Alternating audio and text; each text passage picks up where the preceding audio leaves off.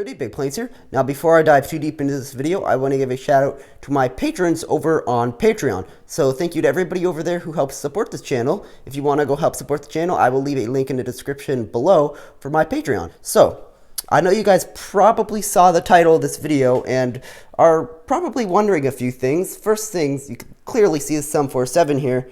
Still a fair bit to go, I know, but you're probably also wondering, Concorde? Since when did you plan on Concorde? So I will explain all that in this video. First things first, 747, the parts for the roof, I'm working on the hump.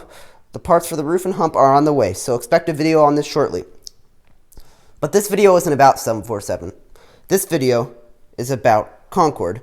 So I actually have two projects here that I am contemplating, if you will, and obviously one is Concorde, you can see here on the floor. The other one is a much smaller project, and it is right here. Some of you may know what this plane is, some of you may not, but I will start it off with over here. This is my Lockheed Constellation mock. It's not completely my design. Much of it is based off of Nick Dean's design off of Flickr, so be sure to check him out. But I did just completely revamp it with all metallic silver pieces on the wing. So I will hopefully post some pictures of this and do a video on this shortly. But yeah, that's what's been going on here.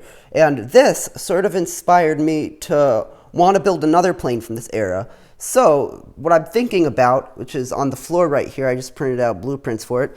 This plane is the DC-6, and I want to do it in the United livery. I will put a picture on the screen right now for you if you are wondering what this plane even is. But yeah, I want to do it in this United livery because I feel like it's really classic, and it's actually roughly the same size as my Constellation. There might be some scaling differences between the two, but I'm not sure yet if I want to do this before Concorde, so my next project, or if I'll do it after, because once Concorde is built, we're going to have a lot less space to lay parts around. So yeah, we just got to be careful there. So yeah, the DC-6 in the United livery is something that I do want to do. I've wanted to build another plane that's sort of the contemporary to the Lockheed Constellation right here, and I feel like the DC-6 is really good at that, and I'll probably put it right there under the table. So yeah, now back to talking about Concorde, since I know this is a highly demanded airplane that people have wanted me to do for a very long time, and if we're being honest here, it's only a matter of time before I do get to it, and we are finally getting to it. So you can see here that this is a really big plane. It's roughly 5 feet long. Now, for those of you who are struggling to understand that, here is a minifigure, and whoop, there you go. That's how big this thing really is. It's massive. It's absolutely huge. Now, to be fair, the wingspan, this picture here sort of does that better justice.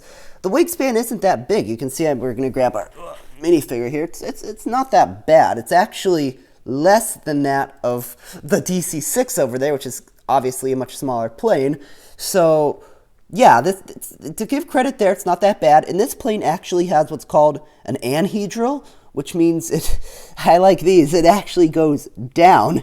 So what that basically means is I could be lazy, well, not lazy, but I don't have to worry about a dihedral like I would on this thing. You can see here the wings go up, right? So I don't have to worry about that on this plane. It sags a little bit more. But yeah, this is going to be a really fun build. I'm not sure if it'll be immediately. I might do this one first, just to make you guys even angrier. No. But yeah, I don't know, because there's still a lot of things on this thing that I am trying to fix and design. Like mostly, the thing that's been causing me the most trouble when I'm trying to design it is this leading edge area right here. You can see it's sort of a compact curve there. So I can't really use slopes on it because those would look kind of jagged, right?